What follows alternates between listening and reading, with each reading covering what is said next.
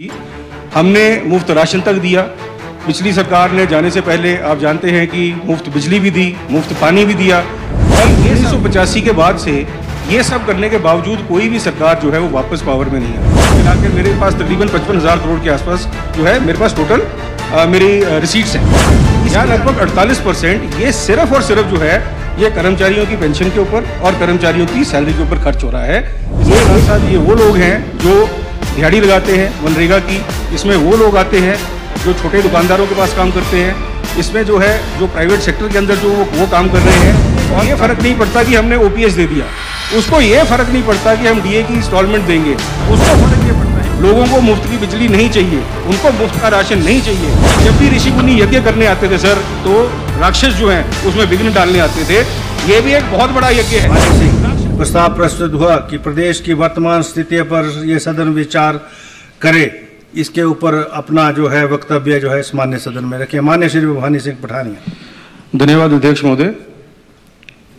अध्यक्ष महोदय, वित्तीय स्थिति के ऊपर बहुत सारी चर्चाएं पिछले 10-15 दिन के अंदर आपने भी सुनी होंगी, हम सभी सुन रहे हैं। और एक किस्म से ये एक सनसनी जो है वो फैलाई जा रही है कि हिमाचल प्रदेश की वित्तीय स्थिति क्या है और उसके पीछे क्या कारण है, और पता नहीं वित्तीय स्थिति ठीक है कि नहीं है। और मेरे हिसाब से आज ये सदन ये चर्चा जब करेगा प्रदेश की वित्तीय स्थिति के बारे में, तो इसमें हमको वित्तीय स्थिति की पृष्ठभूमि के पीछे काफ़ी सारी चीज़ें हैं जो कि देखने की बहुत ज़्यादा ज़रूरत है। और आप ये देखिए कि एक सरकार का दायित्व क्या होता है। एक सरकार का दायित्व ये होता है कि वो व्यवस्था को ढंग से चलाए। उसके अलावा जो भी हमारे प्रदेश के लोग हैं, जो हमारे जनमानस है, उनकी जो अपेक्षाएं हैं, उनकी जो आकांक्षाएं हैं, हम उनकर जो है वो खरा उतरने की कोशिश करें। तो मैंने एक स्कैनिंग करी पिछले लगभग 25-30 साल की, और 25-30 साल में मेरे हिसाब से जो भी सरकार जो है वो सत्ता में आई, उस सरकार ने ये कोशिश की कि जो भी प्रदेश की जो हमारी जनमानस है, जो हमारे प्रदेश के लोग हैं, जो हमारे प्रदेश के युवा हैं, जो नौजवान हैं, जो बुजुर्ग हैं, जो हर वक्त जो हमारा वर्ग है, उसकी अपेक्षाओं पर खरा उतरने की हर सरकार ने कोशिश की। हर सरकार ने वो सब काम करने की कोशिश की जिससे जो प्रदेश के जो लोग हैं उनकी जो एक स्थिति है वो बेहतर हो पाए, जो उनकी एक जो आकांक्षाएं हैं, जो अपेक्षाएं हैं, वो पूरी हो पाए। हमने क्या क्या किया, ये मैंने एक छोटी सी लिस्ट बनाई है। हर सरकार ने जो है वो सुविधाएं देने की कोशिश की। हमने संस्थान खोले, हमने एजुकेशन के रूप में हमने स्कूल खोले, हमने जो है कॉलेज खोले, हमने यूनिवर्सिटियां बनाई। हमने इसके अलावा और क्या क्या किया, हमने हॉस्पिटल्स खोले, हमने सिविल हॉस्पिटल खोले, हमने डिस्पेंसरियां बनाई। उसके बाद हमने जो है पशु औषधालय बनाए, हमने विभिन्न दफ्तर खोले। हर सहूलियत को जो है वो जनता की तरफ जो है वो लेके जाने की हमने कोशिश की। और ये सब सहूलियतें पहुंचाते हम एक वेलफेयर स्टेट का जो हमारा एक ऑब्जेक्टिव होता है, जो औचित्य होता है, हमने वो भी करने की कोशिश की। हमने मुफ्त राशन तक दिया। पिछली सरकार ने जाने से पहले आप जानते हैं कि मुफ्त बिजली भी दी, मुफ्त पानी भी दिया। और ये सब जो है ये हमने प्रदेश हित के लिए किया। लेकिन एक बहुत बड़ी विडंबना ये है कि 1985 के बाद से ये सब करने के बावजूद कोई भी सरकार जो है वो वापस पावर में नहीं आ पाई। ये एक बहुत बड़ा प्रश्न है।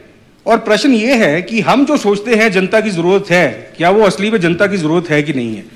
और जनता कौन है, मतलब अगर आप देखें कि सर जो सारे हमारे वर्ग 75 लाख की हमारी जो आबादी हिमाचल प्रदेश की है, वो जनमानस सोचता क्या है, उनकी असली जरूरतें क्या हैं, ये उनकी जो असली आकांक्षाएं और असली अपेक्षाएं क्या हैं, वो समझना बड़ा जरूरी है। और उसके ऊपर मैं थोड़ी सी चर्चा आज मैं करना चाहूंगा, क्योंकि हम सब ने वो करने की कोशिश की जो हमको लगा जनता के लिए ठीक था। हमने मुफ्त राशन भी दिए, हमने बिजली भी दी, हमने पानी भी दिया, हमने शिक्षा भी दी, हमने हेल्थ केयर भी दिया, हमने सब कुछ मुफ्त दिया।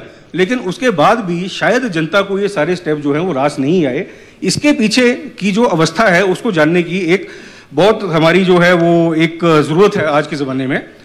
आज देखिए सर, 1980 से लेके अभी तक जो इलेक्शंस हुए हैं, 77 से लेके 82, 85, 90 और बाद के जो इलेक्शंस हैं, जो बच्चा 1980 में पैदा हुआ था या जो मतलब व्यक्ति उस समय 20-21 साल का था, उसके पास नेता गए, नेता ने उनको बोला कि देखिए हमारे यहाँ पे सड़क नहीं है। जैसे मैं फतेहपुर की मैं आपको एग्जांपल देता हूँ सर, 1977 में फतेहपुर के अंदर 9 किलोमीटर की टार रोड थी, सिर्फ 9 किलोमीटर की पक्की सड़क थी। उस समय जब हम जनता को जाकर बोलते थे कि हम आपकी सड़क बनाएंगे, उनको लगता था कि यह प्रोग्रेस है। उसके बाद 1990 में हमने उनको बोला कि सड़कें अब आपकी बन गई हैं, अब इनके ऊपर हम बसें चलाएंगे, उनको लगा कि ये प्रोग्रेस है। फिर हमने वहां पर बिजली लेके आए, हमने बिजली को 3 फेज किया, उसके बाद हम पानी लेके आए, और ये सारी जो है ये प्रगति के एक हमारे बेंचमार्क बनने स्टार्ट हो गए। लेकिन सर 2021-22 के अंदर जो व्यक्ति या जो बच्चा 2000 के अंदर पैदा हुआ था, उसको अगर मैं जाकर बोलूं कि बेटा मैं सड़क लेके आऊंगा तो वो प्रगति होगी, तो वो उसको मानता नहीं है। क्योंकि 2000 के अंदर जब वो पैदा हुआ, उसके घर के सामने सड़क थी, उस सड़क के ऊपर सुचारू रूप से बसें भी चल रही थी, उसके घर के अंदर बिजली भी थी, उसके घर के अंदर पानी भी था। आज जो उसकी एक्सपेक्टेशन है, आज जो उसकी अपेक्षा है, वो कंप्लीटली डिफरेंट है। आज फतेहपुर के अंदर अगर आप देखिए, मेरे गांव के अंदर 2 हिंदुस्तान बस रहे हैं। एक हिंदुस्तान वो है जिसको हम सोचते हैं हम जो दे रहे हैं वो उसको भाएगा, जैसे कि हम मुफ्त की बिजली देंगे, हम मुफ्त का पानी देंगे, हम अगर उसको मुफ्त की चिकित्सालय देंगे तो वो बड़ा खुश होगा।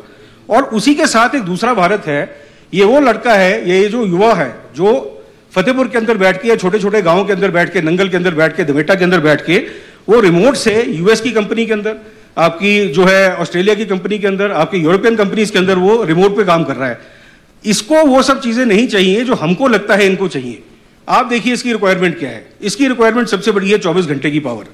इसकी उससे बड़ी रिक्वायरमेंट ये है कि 3 फेज इलेक्ट्रिसिटी है, जिससे उसका एयर कंडीशनर जो है वो चलता रहे, क्योंकि जब वो एक जूम कॉल पे होता है तो पीछे वो पंखे की आवाज के ऊपर वो जूम कॉल की क्वालिटी नहीं देख सकता। इसको जो चाहिए, इसको चाहिए 3 फेज की, आपको इसको चाहिए अपना वाईफाई चाहिए, इसको हाई स्पीड इंटरनेट चाहिए। और ये सब इसकी रिक्वायरमेंट्स जो हैं, ये रिक्वायरमेंट्स उस जमाने से टोटली डिफरेंट हैं जिस जमाने के हिसाब से हम अपनी अर्थव्यवस्था को आज नियंत्रित करने की कोशिश कर रहे हैं। ये पूरा का पूरा एक डेमोग्राफिक शिफ्ट हो चुका है। 40 से 50% हिंदुस्तानी जो या हिमाचली आज वो हैं, और उनकी जो अपेक्षाएं, उनकी आकांक्षाएं वो हैं जिनके ऊपर शायद हम उस तरीके से गौर नहीं कर पाए। पिछली सरकारें उस तरीके से उनको हम देख नहीं पाई, और आगे भी जो है हम अगर इसको आज इसको हम एक रियलिटी चेक नहीं लेंगे तो आगे भी हम यही गलतियां जो है वो करते रहेंगे। अब सर मैं अर्थव्यवस्था के ऊपर आता हूं। जैसे कि मैंने आपको कहा कि टोटल हमारे यहां पर 75 लाख की आबादी है। अब ये 75 लाख की आबादी है कौन? मतलब अगर आप देखें कि ये हिमाचली जिसको हम बोलते हैं, जिसके लिए हम काम करते हैं, ये हिमाचल प्रदेश का जो एक वासी है, ये कौन है, इसको समझना बड़ा जरूरी है। और हमारा पैसा कहां पर और किसके ऊपर खर्च हो रहा है, इसको भी समझना बहुत जरूरी है। आप देखिए टोटल 75 लाख हिमाचलियों के अंदर हमारा एक वर्ग है जिसने हिमाचल प्रदेश को सुचारू रूप से चलाने में हमारी मदद की। ये वो लोग हैं, जब कहीं फ्लड आता है तो ये सबसे पहले जो है हमारी जो बिजली की तारों को ठीक करने पहुंचे होते हैं। जब कहीं पे हमारी स्कीमें जो है वो नष्ट होती हैं, सबसे पहले वहां पर मतलब अपनी जान को जोखिम में डालकर जो है वो उन स्कीमों को ठीक करने पहुंचे होते हैं। ये है हमारे सरकारी कर्मचारी, और इन सरकारी कर्मचारियों के बेस पर हिमाचल प्रदेश आज वहां है एक समृद्धशाली, और ये मतलब एक हर डेवलपमेंट इंडस्ट्रीज में एक टॉप की स्टेट इसीलिए बना है क्योंकि हमारे सरकारी कर्मचारी हैं। लेकिन एक फैक्ट ये भी है सर कि हिमाचल प्रदेश का इस साल का रेवेन्यू रिसीट जो है वो 42,000 करोड़ आएगा। 42,000 करोड़ मेरी रेवेन्यू की आय है, और बाकी जो मेरी कैपिटल वो है वो सब मिलाकर मेरे पास तकरीबन 55,000 करोड़ के आसपास जो है मेरे पास टोटल मेरी रिसीट्स हैं। इसके अंदर जो 24,000 करोड़ का खर्चा है वो सिर्फ और सिर्फ 24,000 करोड़ का खर्चा या लगभग 48% ये सिर्फ और सिर्फ जो है ये कर्मचारियों की पेंशन के ऊपर और कर्मचारियों की सैलरी के ऊपर खर्च हो रहा है। ये एक हकीकत है, ये बेसिकली एक रियलिटी है, और इस रियलिटी से हम मुंह नहीं मोड़ सकते। लेकिन इस रियलिटी का हमारी अर्थव्यवस्था पर, हमारे बजट पे क्या फर्क पड़ता है उसके ऊपर मैं थोड़ा सा मैं बोलना चाहूंगा। सर आपने देखा होगा कि अगर सरकारी कर्मचारियों का अगर मैं डेमोग्राफिक सेटअप देखूं तो तकरीबन एक घर में 2-2, 3-3 कर्मचारी भी होते हैं कई परिवारों में, वहीं पे पेंशनर भी होता है और वहीं पे 2 जो है सरकारी कर्मचारी भी होते हैं। तो लगभग अगर मैं कैलकुलेट करूं 3 का मल्टीपल लेके, तो मेरे हिसाब से लगभग 15 लाख हिमाचली जो हैं वो एक सरकारी कर्मचारी और उनकी पेंशन और उनकी जो सैलरी है ये उनके ऊपर जो है उनका जो रहन सहन जो है वो चलता है। अब इस 15 लाख को अगर मैं 75 लाख से माइनस कर दूं तो टोटल मेरे पास बचता है 60 लाख। अब ये 60 लाख हिमाचली कौन है? ये वो है जिसके ऊपर जो पेंशन और सैलरी का व्यय हमारा नहीं हो रहा, जिसके ऊपर जो बाकी मेरा पैसा बचता है वो पैसा मैं खर्च इसके ऊपर करता हूं, और जितना पैसा मेरा बचता है मतलब आफ्टर जो मैं अपनी सैलरी दे देता हूं, मैं अपने इंटरेस्ट पे कर देता हूं, उसके बाद मैं अपना लोन रीपे कर देता हूं, जो पैसा मेरा बचता है ये बाकी लगभग 60 लाख हिमाचलियों के ऊपर व्यय होता है। तो मोटा मोटा मेरा बोलने का मतलब ये है सर कि 20% हिमाचली के ऊपर लगभग 50% मेरा खर्चा हो रहा है, और 60 लाख या 80% हिमाचली के ऊपर मेरा लगभग 20% जो है वो आज खर्च हो रहा है। ये आज की हमारी हकीकत है। और ये जो 60 लाख है ये कौन है? ये मेरे किसान हैं, ये मेरे बागवान भाई हैं, ये हमारे जवान हैं जो हमारे आर्मी में काम करते हैं, इसके साथ साथ ये वो लोग हैं जो दिहाड़ी लगाते हैं मनरेगा की, इसमें वो लोग आते हैं जो छोटे दुकानदारों के पास काम करते हैं, इसमें जो है जो प्राइवेट सेक्टर के अंदर जो वो काम कर रहे हैं, और काफी लोग कुछ ऐसे हैं जिनके छोटे मोटे धंधे हैं, व्यापार है। और ये 60 लाख की जनसंख्या जो है ये वो जनसंख्या है जो आपको 5 साल के बाद बता देती है कि क्या हम आपके काम से खुश हैं कि नहीं है। क्योंकि जो हमारे स्टेप्स हैं वो स्टेप्स एक यूनिक डायरेक्शन में चलते हैं। हम ये सोचते हैं कि हमारे जो लोगों की एक व्यवस्था है या माइंडसेट है या मेंटालिटी है वो एक तरीके से है, लेकिन इनका रिएक्शन जो होता है रिएक्शन बिल्कुल ही डिफरेंट होता है। अब मैं आपको 2 एग्जांपल देता हूं सर। एक छोटा सा एग्जांपल है किसानों का। सर रियाड़ी मंडी फतेहपुर के अंदर एक अनाज मंडी है जो आज से लगभग 2-2.5 साल पहले शुरू हुई, और मुझे बताते हुए बड़ा गर्व महसूस हो रहा है कि पिछले साल ये रियाड़ी मंडी जो है ये हिमाचल प्रदेश की वीट प्रोक्योरमेंट में नंबर 1 मंडी साबित हुई है। पूरे हिमाचल प्रदेश की वीट प्रोक्योरमेंट में नंबर 1 मंडी जो है रियाड़ी मंडी है, ये फतेहपुर के अंदर है। अब इस रियाड़ी मंडी में हुआ क्या सर, आप जानते हैं कि पिछली बार फ्लड आए। फ्लड से क्या हुआ कि हमारी एक लाइफलाइन है, इस लाइफलाइन का नाम है शाह नहर। अब ये शाह नहर जो है ये शाह नहर कुछ पोर्शंस में डैमेज हो गई। अब जब शाह नहर कुछ पोर्शंस में डैमेज होगी, और डैमेज क्यों हुई इसके पीछे भी बड़ी अजीब कहानी है, क्योंकि जब नीति आयोग और प्लानिंग कमीशन का जब बदला हुआ था, जब ये इंटरचेंज हुआ था, तो उसके बाद से शाह नहर के अंदर पिछले लगभग 7 साल से रिपेयर मेंटेनेंस के पैसे आने बंद हो गए। रिपेयर मेंटेनेंस अगर आप किसी चीज की नहीं करेंगे तो वो चीज डैमेज होगी। इस डैमेज का खमियाजा सबसे बड़ा ये हुआ कि जब हमारे धान का सीजन आया, इस धान के सीजन में हम धान की फसल उस तरीके से नहीं लगा पाए। दूसरा, इंद्रदेव भी हम पर कुछ ज्यादा ही मेहरबान थे इस बार, वो भी हमारा कामकाज जो है जो पूरा हो नहीं पाया। तीसरी चीज क्या है कि इलेक्ट्रिसिटी की समस्या, वो भी पिछले 5-6 साल से जो प्रॉब्लम्स आ रही हैं वही कंपाउंड होते होते क्या हुआ कि किसानों की अपनी मोटरें जो है वो मोटरें चल नहीं पाई, मोटरें जल गई, हमारे ट्रांसफार्मर्स फूक गए। मतलब जहां पर 100 kVA का ट्रांसफार्मर लगा था वहां पे 450 kVA का ट्रांसफार्मर भी है जो उसको कर नहीं पाया। सो मच सो कि इवन टुडे आज वहां का ट्रांसफार्मर जो है वो जला हुआ है। तो अब अगर आप उस किसान को जाके बोलोगे कि भैया देखो ऐसा है कि हम आपके लिए सब कुछ कर रहे हैं, लेकिन मतलब कुछ ऐसी मतलब समस्याएं हैं जिनकी वजह से काम हो नहीं पा रहे, तो वो नहीं सुनता। उसको सुनने की ना तो जरूरत है और ना ही उसको सुनने का उसका एप्टीट्यूड है, क्योंकि उसकी जो रोजी रोटी है वो रोजी रोटी सिर्फ एक काम पे चलती है, वो काम है सिंचाई। सिंचाई के लिए या तो उसको नहर का पानी चाहिए या उसको बिजली चाहिए। अगर हम दोनों ना दे पाए तो ये हमारे लिए डेट्रीमेंटल हो जाता है। तो मेरे बोलने का मतलब ये है कि उस तबके को ये फर्क नहीं पड़ता कि हमने ओपीएस दे दिया, उसको ये फर्क नहीं पड़ता कि हम डीए की इंस्टॉलमेंट देंगे, उसको फर्क ये पड़ता है क्या मेरी नहर को आप रिपेयर कराओगे कि नहीं कराओगे। और सर इन सब चीजों के लिए एक चीज की जरूरत है, वो है धन की। और ये धन की जरूरत इसलिए है क्योंकि मेरे पास एक लिमिटेड एबिलिटी है अपने जो है बैलेंस शीट को बढ़ाने की। और आज अगर आप देखिए हमारी जो भी समस्याएं हैं, ये समस्याएं सिर्फ एक चीज से हैं कि एक बहुत अच्छी बात बोली थी विपिन परमार जी ने, वो चले गए, कि जो राजा होता है उसको अपना दिल जो है वो बड़ा रखना चाहिए। जो हमारे राजा हैं सर, आप ये देखिए कि पिछले लगभग 2 साल में, मतलब जो हमारी इस समय हिमाचल प्रदेश की अर्थव्यवस्था है, इसमें हमारा पीडीएनएस का पैसा जो है वो नहीं दिया गया। सर राजा का दिल बड़ा होना चाहिए, मैं उसी पे बात कर रहा हूं। और राजा अगर बड़ा दिल दिखाए तो ये वही राज्य है जहां पर उनको मतलब हर प्रकार के व्यंजन पसंद है, जहां पर अगर वो चाहें तो अपने बजट में जो इस बार उन्होंने बाकी 3 राज्यों के लिए, असम, सिक्किम और उत्तराखंड के लिए जो डायरेक्ट सहयोग उन्होंने बोला, वो हिमाचल के लिए भी बोल सकते थे, लेकिन इसलिए नहीं बोला क्योंकि ये कांग्रेस शासित राज्य है। तो राजा अगर बड़ा दिल दिखाएगा तभी जाकर छोटे राज्यों का जो है उद्धार हो पाएगा। और सर मेरा ये मानना है कि अगले 3 साल तक जो ये सरकार है एक संकीर्ण मानसिकता और एक संकुचित दिल के साथ चलेगी।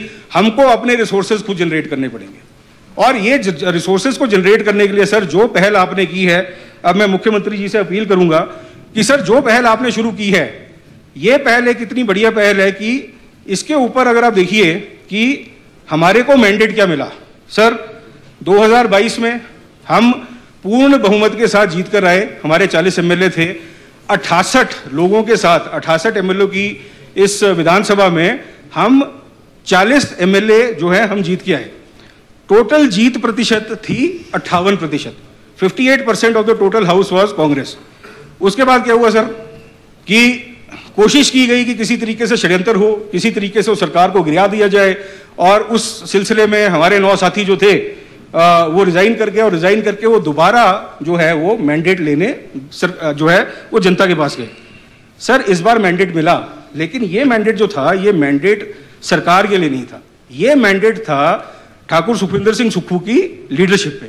ये वर्डिक्ट इनके ऊपर थी, और ये वर्डिक्ट इनके ऊपर इसलिए थी क्योंकि अगर ये हम हारते तो ये इनकी हार थी, और अगर हम जीते हैं तो ये इनकी जीत है, क्योंकि पूरे केंद्र सरकार से, पूरे मतलब आप देखिए हमारे राज्यों से, आसपास के राज्यों से कोशिश की गई थी कि हम ये इलेक्शन जो है हम जीत ना पाए। सर ये मैंडेट किस चीज का मिला है ये जानना बड़ा जरूरी है। ये मैंडेट मिला है कि लोगों ने एक चीज बोल दी, और ये मैंडेट कितना है सर, 9 में से हम 6 सीट जीत के आए हैं, ये है 66.6%। इसका मतलब 58 से 66 पे पहुंचना, और वो भी 1.5 साल में, ये एंटी इनकम्बेंसी नहीं है। जो मैं आपको बोल रहा था कोई सरकार रिपीट नहीं की, वो रिपीट इसलिए नहीं की क्योंकि पॉलिसीज लोगों को पसंद नहीं आई।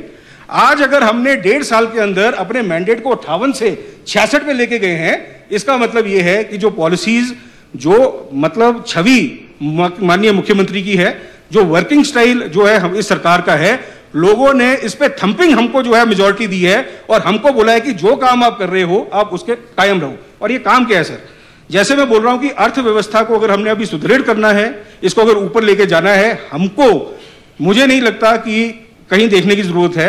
आपने जो स्टेप लेने शुरू किए हैं, हमको उसी के ऊपर कायम रहने की जरूरत है। और इसमें मैं 2-3 चीजें मैं बताना चाहूंगा सर कि 1991 में जब भारत की अर्थव्यवस्था एकदम डोलड्रम्स में थी, सोना जो गिरवी रखा हुआ था चंद्रशेखर जी की सरकार ने, और उसके बाद जो उसको जो है वापस लियाया गया, लिबरलाइजेशन की शुरुआत जो है वो माननीय हमारे पीवी नरसिम्हा राव जी हमारे प्रधानमंत्री थे, और हमारे जो माननीय मनमोहन सिंह जी हमारे फाइनेंस मिनिस्टर थे। लिबरलाइजेशन की शुरुआत, आज जो हिंदुस्तान आप देख रहे हैं, इसकी शुरुआत 1991 में मनमोहन सिंह जी और पीवी नरसिम्हा राव जी की हुई है। और सर आज हिमाचल प्रदेश उसी जो है वो डगर पे खड़ा है, आज हम उसी दहलीज पे खड़े हैं। और आज जरूरत है सिर्फ और सिर्फ एक चीज की, आज लोगों को, और लोग बारी बारी बोलकर हमको रिजेक्ट कर चुके हैं, लोगों को मुफ्त का पानी नहीं चाहिए, लोगों को मुफ्त की बिजली नहीं चाहिए, उनको मुफ्त का राशन नहीं चाहिए, उनको डिस्पेंसरियां जगह जगह पर नहीं चाहिए जहां नर्स भी नहीं होती। वो मांग रहे हैं क्वालिटी हेल्थ केयर, वो मांग रहे हैं क्वालिटी इलेक्ट्रिसिटी, वो मांग रहे हैं क्वालिटी ऑफ वाटर, वो मांग रहे हैं क्वालिटी ऑफ रोड्स। और ये क्वालिटी देने के लिए सर हमको जरूरत है एक पूरी की पूरी ट्रांसफॉर्मेशन की, जिसको आपने व्यवस्था परिवर्तन के नाम से ऑलरेडी स्टार्ट कर दिया है।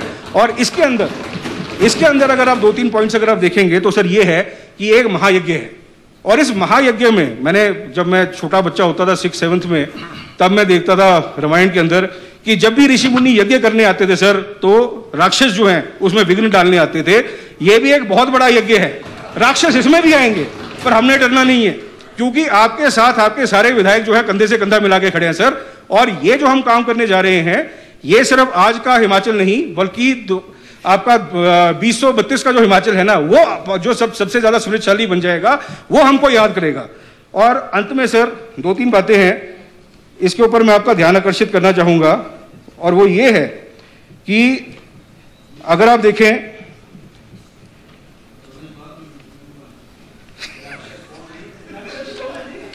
सर सामने आ जाएंगे जब यज्ञ स्टार्ट होगा। आपको नहीं बोला सर, आपको नहीं बोला, बहुत है जी, बहुत है। हाँ जी सर, जो